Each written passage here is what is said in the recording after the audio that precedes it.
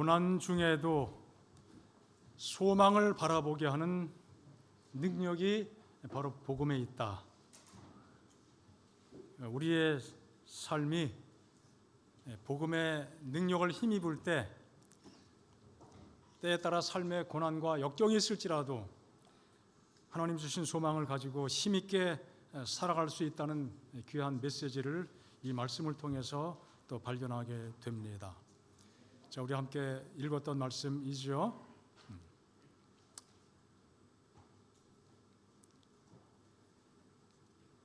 자, 그 다음에 이런 말씀이 26절부터 기록이 되어 있습니다.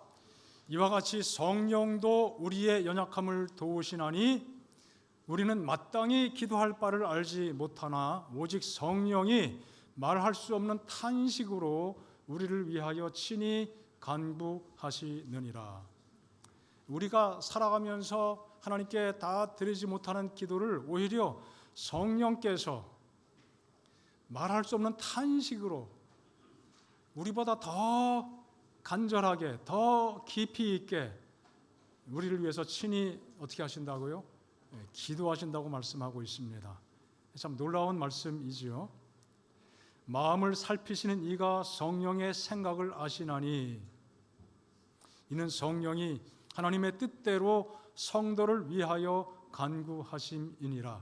성령께서 하시는 기도는 하나님의 뜻대로, 우리 사람들은 자신의 뜻대로 기도할 때가 많지만 성령께서는 특별히 하나님의 뜻대로 우리를 위해서 기도하신다고 말씀하십니다. 우리가 알거니와 하나님을 사랑하는 자 곧 그의 뜻대로 부르심을 입은 자들에게는 모든 것이 합력하여 선을 이루느니라.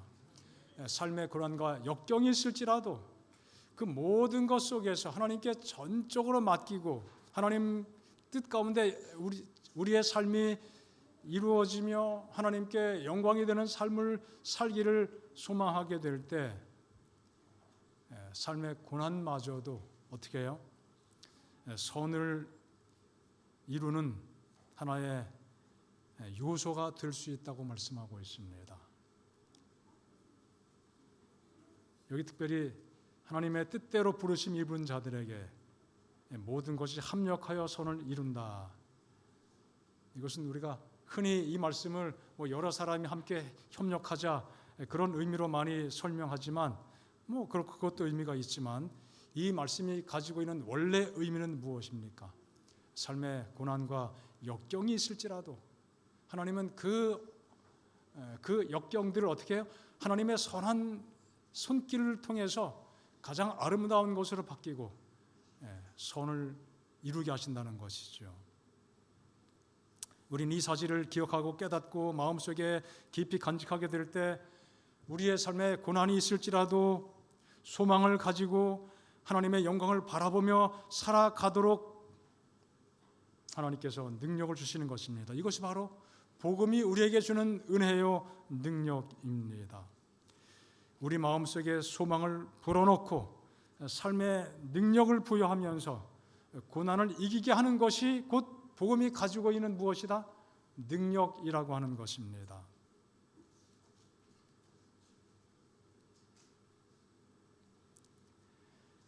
복음은 소망을 불어넣고 성령으로 삶의 능력을 부여해서 고난을 이기게 한다.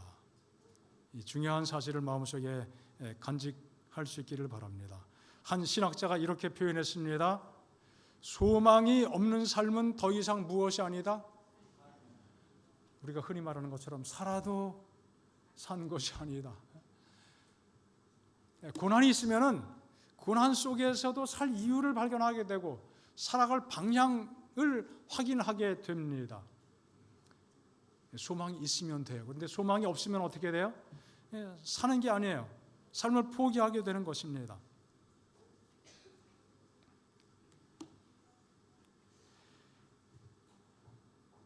(2차) 대전 나치 수용소에서 비참한 삶을 경험했던 그 유대인들의 그 삶을 묘사한 책들이 많이 있습니다. 여러 가지 책들이 있고 그 속에 정말 끔찍한 일들이 많이 전해지고 어떤 일들을 겪었는지를 우리가 그 정보를 접할 수 있습니다.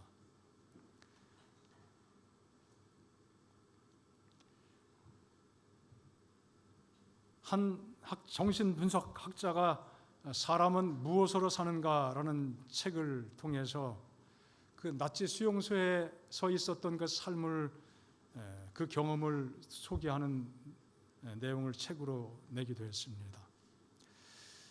정말 도저히 사람으로서 살아갈 수 없는 그 환경이지만 그래도 그 중에서 끝까지 살아남은 사람들이 있어요.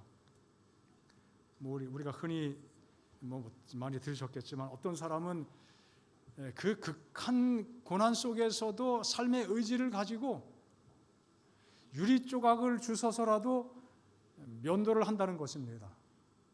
그런 사람은 산다는 거예요. 다 포기하고, 그런 사람은 쉽게 죽지만 의욕을 가지고, 이게 뭡니까?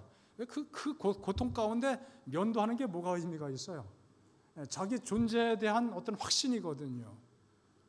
그렇게 하는 사람은 끝까지 살아남게 된다는 것입니다. 그리고 분명한 기다림 있는 사람, 사랑하는 사람, 애인, 아내, 가족, 내가 돌아가서 반드시 뭔가 해야겠다는 의지가 분명한 사람들은 거기서 살아남게 되었다는 것입니다. 그래서 그는 이렇게 이야기합니다. 사람은 먹는 것으로 사는 것도 아니고 무엇으로 산다? 희망으로 산다. 오직 기다림으로 산다.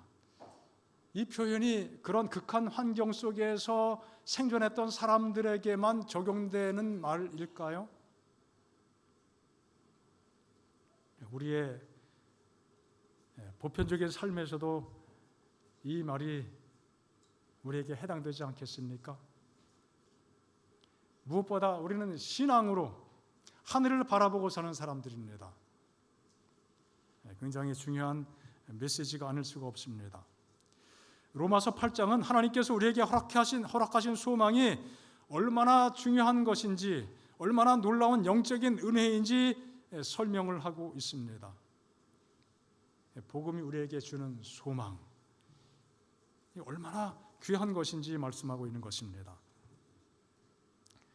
자, 우리 로마서 8장의 내용을 잠깐 되돌아 살펴보면 이런 내용들이 로마서 8장에 포함되어 있습니다. 우리를 자유케 하고 죄와 사망의 법에서 나를 해방시킨다고 이야기했죠. 율법의 요구가 이루어지게 하신다고 말씀했습니다. 성령을 통해서. 또 성령을 조차 그분의 일을 생각하고 살게 하는 것입니다. 또 하나님의 영이 우리 안에 거하시고, 그래서 우리 영을 어떻게 해요? 하나님의 영이 우리 속에 거하심으로 우리의 영이 살아있게 하신다고 그랬습니다.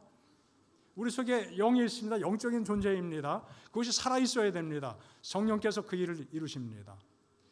영을 살아있게 하실 뿐 아니라 우리의 육체도 살리신다. 부활시켜 주실 것이고, 그런 사람은 육신대로 살 것이 아니고 영으로 살아가도록 하나님께서 성령을 통해서 역사해 주시고, 결국 몸의 행실, 죄된 행실을 죽여주신다고 하셨습니다. 그리고 지난번에 말씀드렸죠. 하나님의 아들됨을 회복시키신 것, 이것이 얼마나 놀라운 은총인지를 함께 생각했습니다. 그것이 귀한 이유 중에 또 한 가지 이유는 무엇입니까? 하나님을 아빠, 아버지라고 부르는 사람들에게 영광스러운 상속을 허락해 주시겠다는 거예요. 여러분, 이 땅에 우리가 살아가면서 많은 상속을 받지 못하는 사람들이 대부분이죠. 하지만 이 아들에게, 양자, 친아들과 정말 아무런 차이가 없는 양자로 삼으신 그 자녀에게 하나님께서 주시고자 하는 그 영광스러운 상속이 무엇이냐 이거예요. 그걸 바라보게 하고 그것을 이루게 하시는 분이 성령이시라고 말씀하셨습니다. 자, 그래서 우리도 그와 함께 영광을 받기 위해서 고난도 함께 받아야 될 것이라고 말씀하셨습니다. 하나님께서 우리를 이렇게 로마서 8장에 주신 그 귀한 약속과 은혜가 있지만은 우리의 현실은 무엇인가? 고난이에요. 우리가 미래의 영광을 바라보고 살지만 현실은 고난이 가득합니다. 문제가 많습니다. 건강 문제, 경제적인 문제, 관계의 문제, 대부분 그런 것들이죠. 그래서 살아가는 자체가 정말 어려울 때가 많습니다. 우리 오남교회가 예외가 될 수 있습니까? 예외적으로 사는 분이 아마 거의 없을 거예요. 고난을 받지만은 영광도 함께 받게 될 것을 기억하자는 것입니다. 영광을 받기 위하여 고난도 함께 받아야 된다고 말씀을 그렇게 표현할 정도로 우리의 삶에는 고난이 있습니다. 현재라는 이 시간 자체가 고난으로 가득한 것이죠. 그리고 여기 표현된 대로 피조물이, 온갖 피조물이 어디에 굴복한다고요? 허무한 데 굴복한다고요. 아무것도 아닌 것이에요. 허무한 데 굴복한다. 전도서 1장 1절 2절 보니까 뭐라고 말씀되어 있습니까? 헛되고 헛되며 헛되고 헛되니 모든 것이 헛되도다. 같은 표현이에요.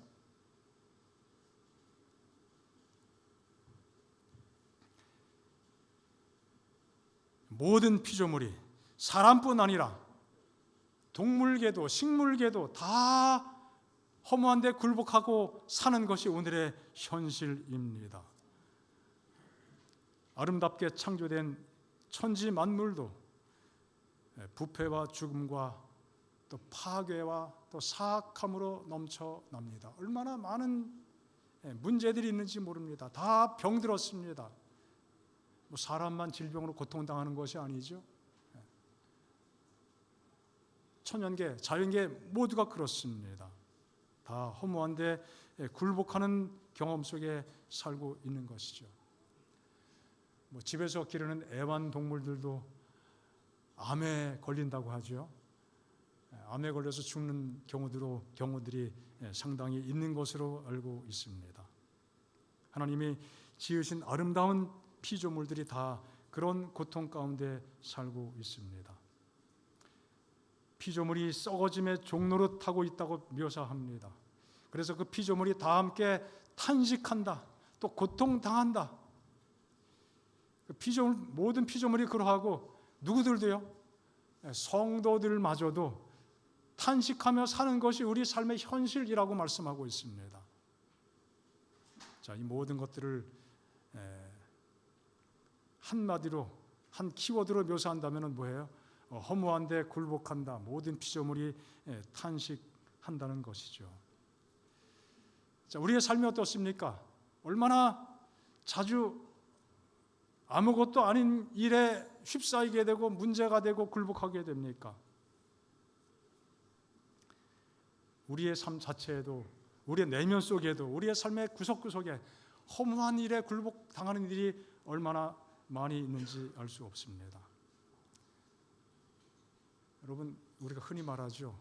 부부간의 싸움할 때 정말 싸울 만한 가치가 있는 중대한 이슈를 가지고 싸우는 일이 있어요? 없어요? 아무것도 아닌 거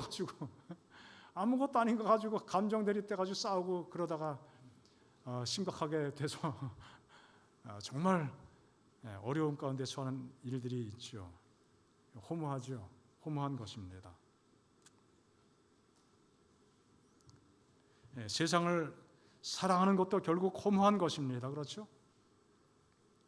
교만을 떠는 것도 결국 허무한 것입니다. 정말 허무한 것입니다. 소위 명문대학 졸업하고 소위 잘 나가는 삶을 살아도 마찬가지입니다. 거기에 몰두되고 매몰되고 자기 잘난 맛에 빠져 사는 그 자체가 참 얼마나 허무한 것인지 알 수 없습니다. 소위 명문대학을 졸업한 한 분이 있었습니다. 남편도 그 명문대학 대학원장을 역임한 교수님이었습니다. 그분의 직접 표현이 이렇습니다. 정말 그분은 그 잘 나가던 때 다른 사람 요만큼도 생각하지 않고 나 잘난 맛에, 그래서 내 즐거움을 위해서, 내 안위를 위해서 신나게 살았다는 것입니다. 남에 대해서, 남의 필요에 대해서, 남의 어려움과 역경에 대해서 아예 안중에도 없이 그렇게 살았다고 이야기했어요. 그런데 남편이 암이 걸렸어요. 아주 급작스럽게 암이 심각해지게 되고 그분이 돌아가시게 되고 한순간에 가세가 기울게 됐습니다. 그 이후에 돌아보니 자신이 얼마나 교만했는지 그때야 깊이 깨닫게 되었다고 고백을 하셨습니다. 그분이 우리 재림교회 어느 교회 집사님이십니다. 그분 표현대로 그렇게 인생이 쫄딱 망하게 되니까 아주 코가 납작해졌대요. 그 전까지는 정말 다른 사람이 얼마나 어렵고 뭐 그런 거 도무지 생각 안 들었었는데 자기가 그렇게 되고 나니까 아주 코가 납작하게 되고 내 참모습이 무엇인지를 드디어 깨닫게 되었다고 말씀했습니다. 여러분, 그 삶의 그 교만이 얼마나 허무한 일입니까?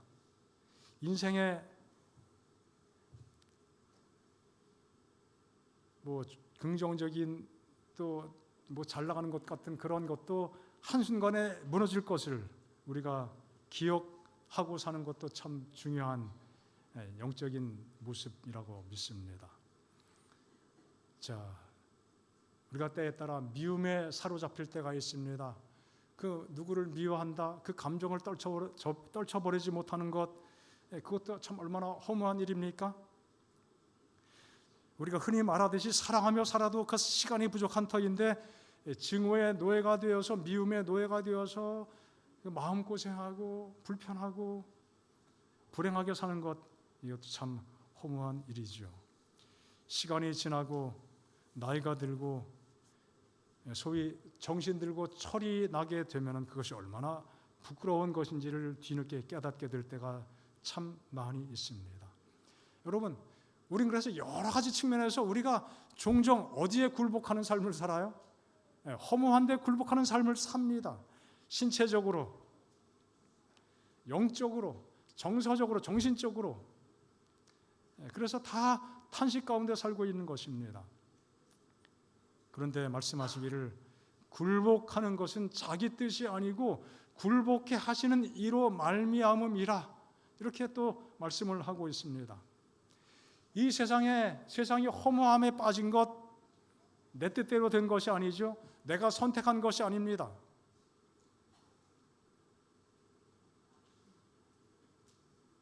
우리가 이 땅에 태어난 것 그 자체도 내가 선택한 것이 아니에요.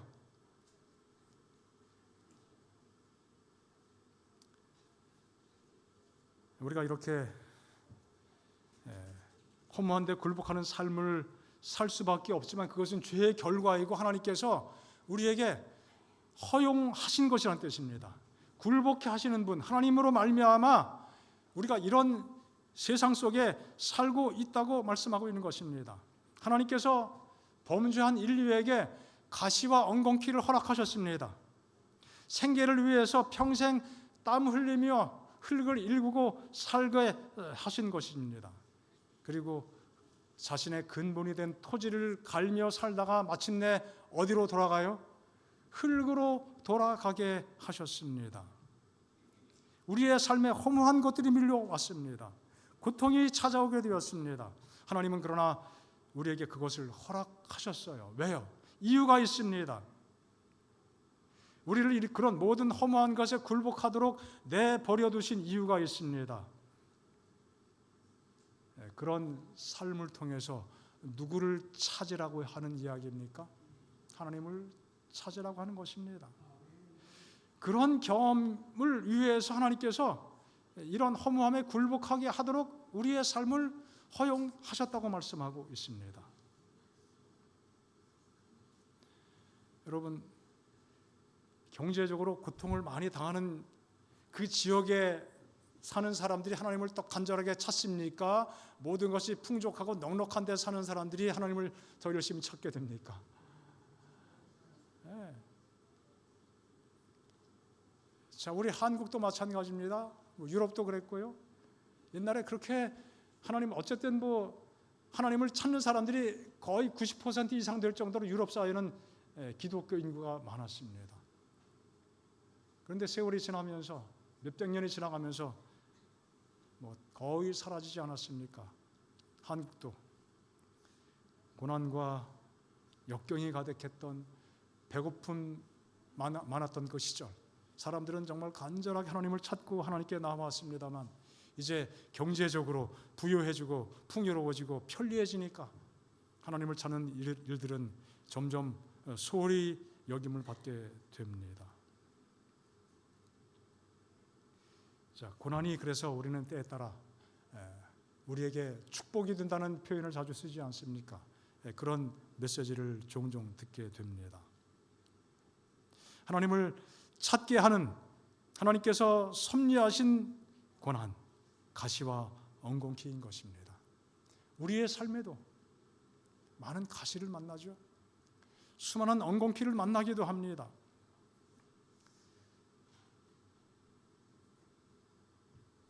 그럴 때 그것 때문에 절망할 것이 아니라 그런 과정을 통하여 하나님께 더 가까이 나아가고 하나님과 더 긴밀하게 연결되는 삶이 복된 삶인 것을 기억하시기 바랍니다.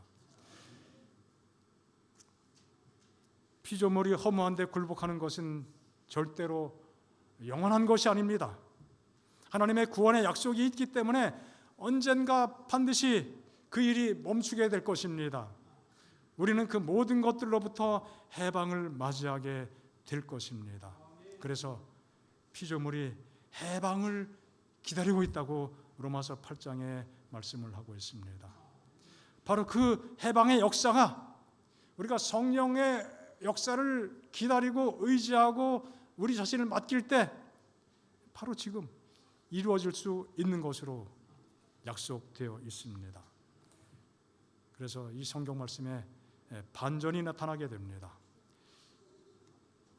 현재 고난은 장차 나타날 영광과 어떻게 해요? 비교가 된다 안 된다? 비교할 수 없다.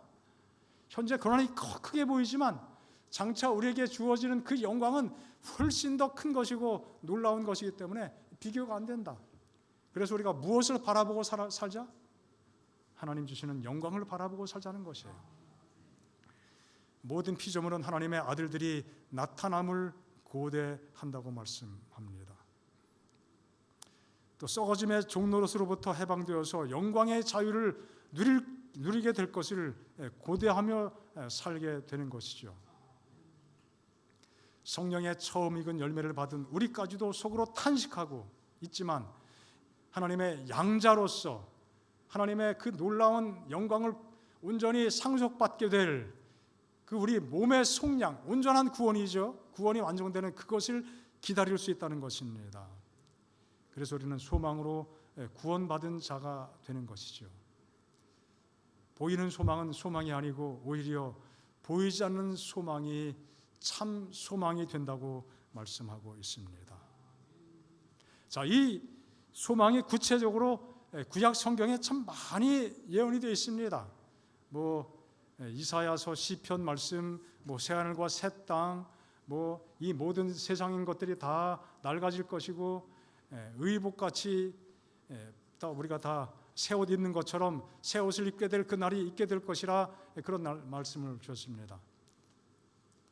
마른 땅이 기뻐하고 광야가 기뻐하고 사막이 백합화처럼 꽃이 피어서 즐거워하게 될 것이다. 그때 소경 맹인이 눈이 밝게 될 것이고 귀머거리가 듣게 될 것이고 저는 자가 사슴같이 뛰게 될 것이고 이런 약속의 말씀들이 이 성경 가운데 구약에 많이 예언되어 있죠. 뜨거운 사막이 변하여 못이 될 것이고 메마른 땅이 변하여 원천이 되고 승냥이에 눕던 곳과 풀과 갈대 그곳에 풀과 갈대와 부들이 나게 될 것이다. 땅이 회복될 것이다. 여러 가지 말씀들이 많이 기록이 되어 있습니다. 놀라운 말씀이죠. 이리가 어린 양과 함께 놀고 표범도 어린 염소와 함께 눕고 송아지와 어린 사자가 또 살찐 짐승이 함께 있을 것이다. 여러분 상상이 안 되지 않습니까? 이리가 어디 어린 양과 함께 놀아줍니까? 잡아먹지요. 이 사나운 짐승들이 이 연약한 짐승을 잡아먹듯이 이 세상이 어떻습니까? 소위 유리한 조건 속에 있는 경제적으로 또 사회적으로 또 지식적으로 계층적으로 유리한 위치에 있는 사람들이 그렇지 못한 사람들을 향하여 얼마나 억압과 착취를 일삼고 있는지 모릅니다. 우리 교회에 외국인 사역을 하고 있는데 여러분 인도 나라 거기에는 신분이 철저하게 나눠져 있잖아요. 왕계층, 브라만, 승려계층, 일반 평민계층, 그 다음에 제일 천민은 뭐예요? 불가촉 천민이라고 표현할 정도로 이거는 접촉하기만 해도 뭐예요? 부정을 타요. 그런 21세기가 되었지만 아직도 그 신분의 그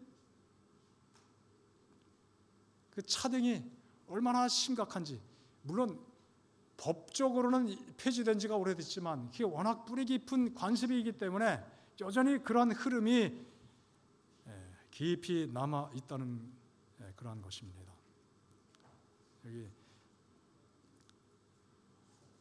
얼마나 평화로운 모습입니까? 맹수들이 아주 유순한 짐승과 함께 공존하겠다. 이런 아름다운 모습은 어디서 볼 수 있어요? 하늘에서 볼 수 있습니다.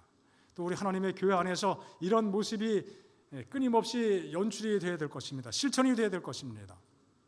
여기 심지어 말하기를 젖 먹는 아이가 독사의 구멍에서 장난하고 거기에 손을 집어넣어도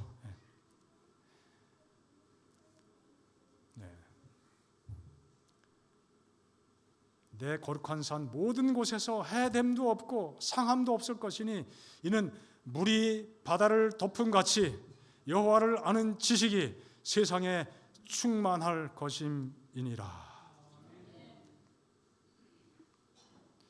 이와 같은 말씀들이 예언되어 있습니다. 비슷한 말씀이죠. 자, 그래서 우리는 이러한 하나님의 약속, 놀라운 약속을 마음속의 소망으로 간직하면서 바라보게 됩니다. 그래서 우리는 그것을 고대하게 되는 것이죠. 피조물들은 하나님의 나타나심을 고대합니다. 우리가 그런 고대 속에 살고 있습니다.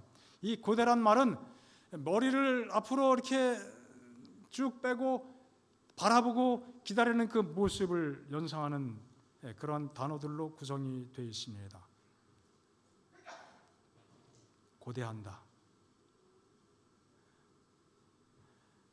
머리를 들고서 내가 바라하는 그 물체가 나타날 그 먼 지점을 바라보고 그 곳에 시선을 딱 집중해서 고정시키면서 간절히 기다리는 그 모습이에요. 우리의 간절한 소망은 무엇입니까? 하나님의 구원의 역사가 최종적으로 이 땅에서 이루어지는 예수님의 재림이 아닙니까? 피조물은 하나님의 나타나심을 그래서 고대할 수밖에 없습니다. 그것이 우리의 소망입니다. 우리가 예수님을 바라보고 기대하고 그분의 재림을 기다릴 때 마치 목을 길게 빼고서 간절히 바라듯이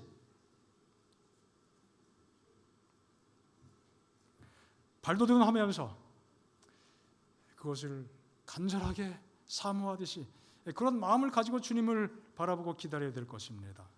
그런 마음을 우리 모두에게 주시기를 간절히 바랍니다. 우리는 정말 허무한 세상에 살고 있습니다. 우리도 허무한데 굴복하는 경험을 끊임없이 하고 살아가고 있습니다. 하지만 그 모든 것들에 대한 해답은 이 땅에서는 없어요. 예수님이 오시면 다 해결이 됩니다. 예수님의 재림이 모든 문제의 해답입니다. 우리의 탄식이 해결됩니다. 우리가 허무한 데 굴복하는 모든 문제가 해결됩니다. 더 이상 교만과 다툼이 없습니다. 고통이 없습니다. 괴로움이 없습니다. 죽음도 없게 되죠. 그러나 여기 로마서 8장이 우리에게 주는 메시지 중에 중요한 부분은 무엇입니까? 영광은 무엇과 함께 결합되어 있다? 고난과 함께 결합되어 있다는 것입니다. 그 영광을 우리가 바라보며 온전히 누리게 되는 그때까지는 여전히 고난이 우리의 삶 속에 있을 수밖에 없는 것입니다. 이것이 로마서 8장에 가지고 있는 중요한 관점입니다. 영광을 받기 위해서 고난도 함께 받아야 된다고 말씀했죠. 필연이라는 것입니다. 베드로전서에도 말씀하고 있습니다. 모든 은혜의 하나님 곧 그리스도 안에서 너희를 부르사 자기의 영원한 영광에 들어가게 하신 이가 고난을 당하게 하셨지만 그 고난은 어떤 것이에요? 순간 고난을 당한 너희를 친히 온전하게 하시며 굳건하게 하시며 강하게 하시며 터를 견고하게 하시리라. 잠깐 고난 받은 다음에 영원한 영광에 들어갈 것이라고 약속해 주셨습니다. 고난은 영광과 붙어 있어요. 현재는 쪼갤 수 없습니다. 하지만 주님이 오시면은 고난은 다 사라지고 영광만 우리에게 남게 될 것입니다. 구속의 약속을 우리가 다 받았지만 아직 죄된 본성 가운데 본성이 우리 속에 남아 있어서 우리는 고통 중에 살아가지만 그 삶을 누가 도와주시겠다고요? 성령께서요. 우리가 미처 기도하지 못한 것도, 우리가 기도할 때 정말 얄팍하게 기도했을지라도 성령은 더 깊이, 더 정확하게 우리를 위해서 기도해 주시겠다고 말씀하셨습니다. 정말 귀한 약속입니다. 이와 같이 성령도 우리 연약함을 도우시나니 연약함을 도우신대요. 도와주십니다. 우리가 마땅히 기도할 바를 알지 못하고 어떻게 기도해야 좋을지 알지 못할 때 하나님은 성령께서는 정말 간절하게 말로 표현할 수 없는 탄식의 마음으로 친히 간구해 주시겠다고요. 또 우리는 하나님의 뜻대로 기도하기보다 말씀드린 것처럼 내 삶의 현실에 매몰되어서 내 이기적인 마음을 가지고 기도할 때가 얼마나 많이 있습니까? 하지만 성령께서 우리의 마음 지켜주시고 우리의 생각을 붙들어 주시고 마침내 하나님의 뜻대로 우리를 위하여 기도해 주시겠다고요.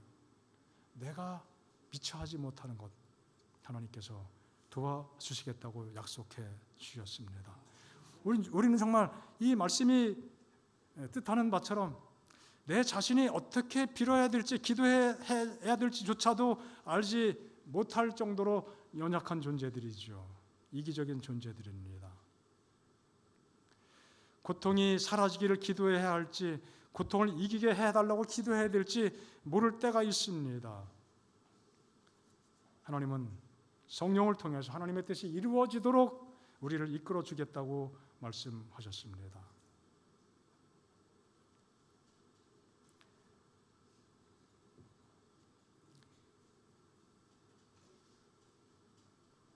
고난과 탄식이 있을지라도 성령께서 우리와 함께 하심을 보증해 주셨습니다.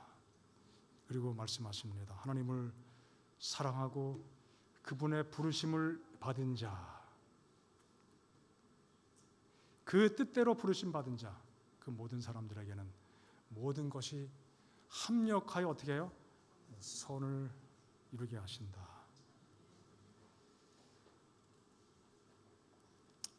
자, 이것은 저와 장로님 집사님들이 합력하여 선을 이룬다. 충분히 그럴 수 있지만 이 말씀의 본래 뜻은 그것이 아니에요. 처음에 말씀드린 것처럼 고난이 있지만 하나님께서 우리를 붙들어 주시고 믿음으로 살게 하실 때 성령께서 우리와 함께 하심으로 우리가 삶에서 겪게 되는 모든 고난일지라도 하나님의 선을 이루시는 하나의 통로가 되게 하신다는 것입니다. 우리의 삶 속에 여러 가지 어려움까지도 선을 이루시는 하나님의 도구가 된다, 통로가 된다고 말씀하고 있는 것입니다. 창세기 50장에 이런 말씀이 있습니다. 요셉이 형들의 그 억하심정으로 팔려가서 애굽의 종이 되었었죠. 하나님의 특별한 섭리로 그가 애굽의 총리 대신이 되었습니다. 그 형들이 곡식을 사기 위해서 애굽에 찾아왔을 때 극적으로 만나게 됩니다. 마침내 다 요셉 덕분으로 기근을 무사히 다 넘기게 됐죠. 이사를 했습니다. 그리고 아버지가 마침내 돌아가시고 장례를 치르게 되었습니다. 그때 형들이 갑자기 근심이 가득하게 되죠. 아버지가 살아계실 때는 아버지가 방패막이가 되어서 우리가 동생을 그렇게 미워하고 못살게 굴고 팔아넘겼는데 어쨌든 동생이 우리를 그냥 그 모든 잘못을 책망하지 않고 넘어갔는데 이젠 아버지가 돌아가셨으니까 어떻게 해요? 이거 참 큰일 났다. 동생이 맘먹기에 따라서 어떻게 해요? 우리는 죽었다 이거죠. 그런 두려움을 가지고 와서 동생 앞에 이제 꼼짝 못하고 엎드려 굴복하게 됩니다. 그때 요셉이 그들을 위로합니다. 당신들은 나를 하려 했지만 하나님은 그것을 어떻게 해요? 선으로 바꾸지 않았습니까? 그래서 오늘처럼 많은 백성의 생명이 구원받지 않았습니까? 하나님께서 그렇게 인도하신 것입니다. 당신들이 나를 팔긴 했지만 누가 그렇게 하도록 섭리하셨다? 하나님이 그렇게 섭리하신 것이다. 그래서 절대로 두려워하지 말라. 내가 책임지고 당신들과 당신들의 자녀를 양육하겠습니다. 그리고 간곡한 말로 어떻게 했어요? 위로했다고 말씀하고 있습니다. 자, 모든 것이 합력하여 선을 이룬다. 요셉의 삶 속에서 가장 극심한 시련은 무엇입니까? 애굽에 팔려간 거예요. 하지만 그 상황 속에서 하나님을 바라보고 믿음으로 인내했더니만 하나님께서 그것마저도 어떻게 해요? 선한 손길로 인도해 주셨다는 것입니다. 시편의 말씀은 그래서 우리에게 당하는 고난까지도 어떤 것이다? 유익한 것이다. 여러분 그 말씀이 이해가 됩니까? 그 말씀을 경험하고 사십니까? 과거에 내가 겪었던 그 극심한 고난, 그 어떤 좋지 못한 생각, 그 감정, 그런 추억들 돌아보고 나니까 거기에도 하나님의 은혜가 있었다.